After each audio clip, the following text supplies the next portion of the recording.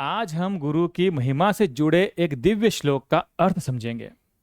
जानेंगे कि गुरु हमारे जीवन में इतने महत्वपूर्ण क्यों होते हैं।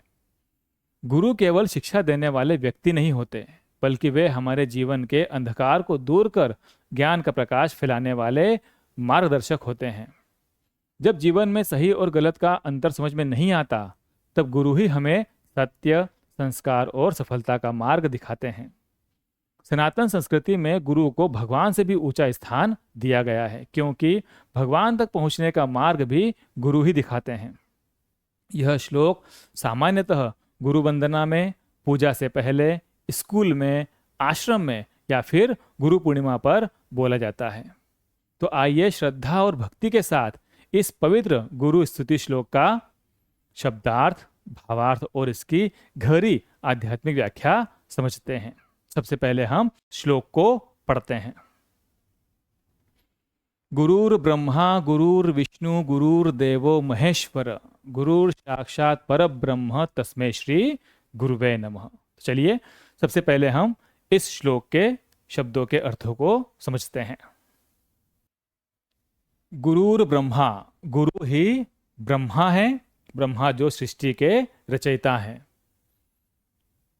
गुरुर विष्णु, गुरु ही भगवान विष्णु हैं जो सृष्टि का पालन पोषण करते हैं।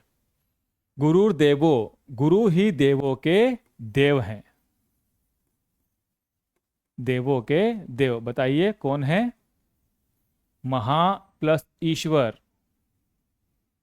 महादेव, शिवजी, शंकर जी।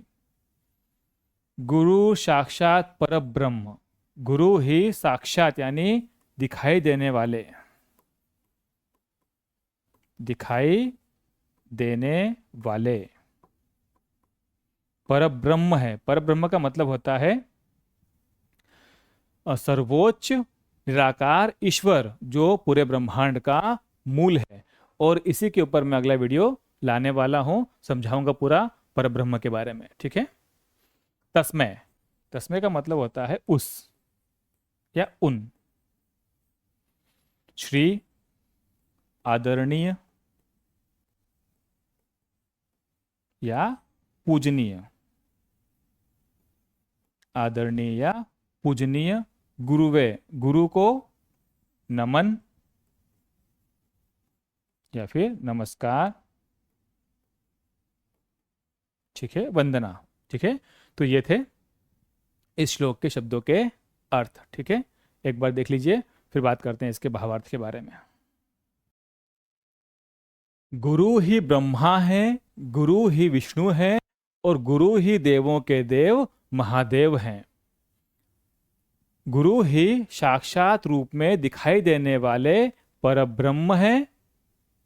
उन आदरणीय या पूजनीय गुरु को मेरा नमन है, मैं बारंबार उन्हें प्रणाम करता हूं। ठीक है, एक बार देख लीजिए इसका भावार्थ फिर से।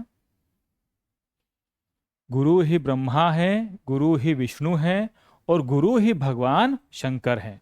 गुरु ही साक्षात परम ब्रह्म है, सर्वोच्च ईश्वर हैं। ऐसे आदरणीय और महान गुरुदेव को मेरा बारंबार नमस्कार है। ठीक है, तो यह है इसका भावार्थ।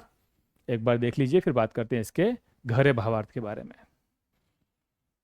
देखिए, इस श्लोक में गुरु को त्रिदेव यानी ब्रह्मा जी, विष्णु जी और महेश जी और स्वयं परब्रह्म के समान माना गया है।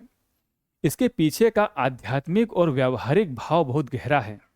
देखिए, सबसे पहले हम बात करेंगे गुरु ब्रह्मा की। ठीक है, गुरु ब्रह्मा, जिस तरह ब्रह्मा जी इस सृष्टि का निर्माण करते हैं, ठीक उसी तरह गुरु हमारे भीतर एक नए शिष्य और ज्ञान का सृजन करते हैं। वे हमारे भीतर सोए हुए सद्गुणों और विचारों को जन्म देते हैं। ठीक है, बात करते हैं गुरु विष्णु। देखिए, जैसे भगवान विष्णु पूरी सृष्टि का पालन पोषण और रक्षा करते हैं, वैसे ही गुरु हमारे भीतर जन्मे उस ज्ञान की रक्षा करते हैं। वे कदम कदम पर हमारा मार्गदर्शन करते हैं, गाइडेंस करते हैं, हमें सही मार्ग पर बनाए रखते हैं और हमारा आत्मिक पालन पोषण भी करते हैं। बात करते हैं गुरुर्देवो महेश्वर। भगवान शिव संहारक हैं। गुरु हमारे भीतर की बुराइयों, अज्ञानता, अहंकार और अंधकार का संहार या नाश करते हैं। वे हमारे पुराने अज्ञानी स्वरूप को मिटाकर हमें पवित्र बनाते हैं। बात करते हैं गुरु साक्षात परब्रह्म। ईश्वर अदृश्य हैं, लेकिन गुरु हमारे सामने साक्षात प्रकट होते हैं। वे उस निराकार ईश्वर तक पहुंचने का मार्ग दिखाते हैं। गुरु के बिना ईश्वर को जानना असंभव है, इसलिए गुरु को साक्षात परब्रह्म यानी सर्वोच्च सत्ता का रूप माना गया है। ठीक है, तो ये थे इनके गहरे मीनिंग। बाद में आपको पता ही है कि उन गुरु को मैं क्या करता हूँ, बारंबार नमस्कार करता हूँ। तो ये था इस श्लोक का गहरा भावार्थ। आशा करता हूँ कि आपको पसंद आया होगा। तो मिलते हैं नेक्स्ट वीडियो में इस टॉपिक के साथ। ठीक है, तब तक के लिए जय श्री राम।